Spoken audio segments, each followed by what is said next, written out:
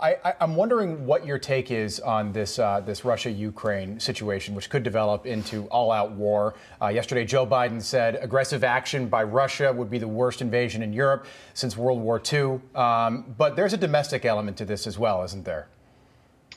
Look, this is the biggest crisis the White House is dealing with this week, which is pretty incredible when you think about the pandemic, inflation, supply chain, crime, the border, and they're connected. Vladimir Putin likes his American presidents the way I like my Japanese ice green tea, weak. And he sees weakness at home. You see it in the poll numbers. You see it in the way Democrats and Republicans are treating the president on his legislative agenda, on a range of these other crises. And so part of the challenge here is how do you act strong? How do you project strength on the international stage when Putin and Xi and the European leaders, they have access to American news. They see what's going on domestically. It's a real challenge for the president to try to turn this around at home to buck him up overseas. Mark, you're a media expert. You know all these reporters at the White House in the press briefing room. I have a question for you. How do we get them to break away from the constant assumptions that when there's a crisis, we immediately send in the Pentagon or boots on the ground? Why aren't we holding Anthony Blinken to some sort of better standard, higher standard of diplomacy?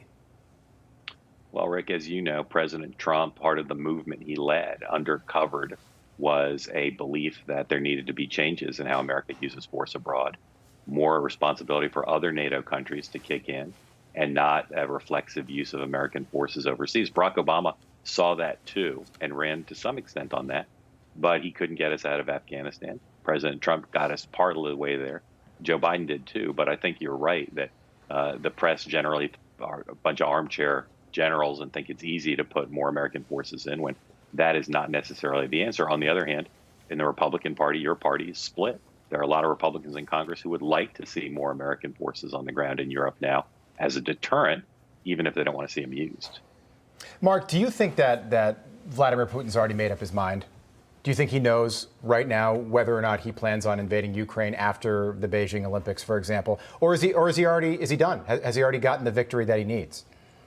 I know as much about Vladimir Putin's mindset as you do about Tom Brady's, which that's quite a bit. Respect is pretty close to zero, actually. Yeah. I don't know, and clearly the American government doesn't know either. But we do know about Putin is he's very smart, and he likes to keep his options open. He likes to exploit and probe for weakness, and I think he'll keep this going. Though the one thing Putin isn't powerful enough to overcome is the weather, and there are some realities on the ground in terms of when you can roll tanks in to Ukraine based on rain and mud and other things. So he's got a little bit of a calendar issue to worry about, but otherwise I think he's got a pretty free hand. And of course, as you know, it doesn't have to be a military attack. It can be cyber, propaganda, all sorts sorts of other things.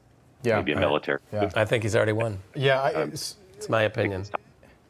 Yeah, it's interesting. And I think we're at this. It's ratcheted up over the last 72 hours. Yesterday, we're hearing language. If Putin does invade Ukraine, it's going to be bloody, blitzkrieg-like, which is, well, it wasn't like that in Crimea, though. Let's remember, he grabbed it, and that was it. Yeah, in 2014. All right, Mark Halperin, good to see you. Thanks so much. We appreciate the insight. Thanks, guys. Good to talk to you.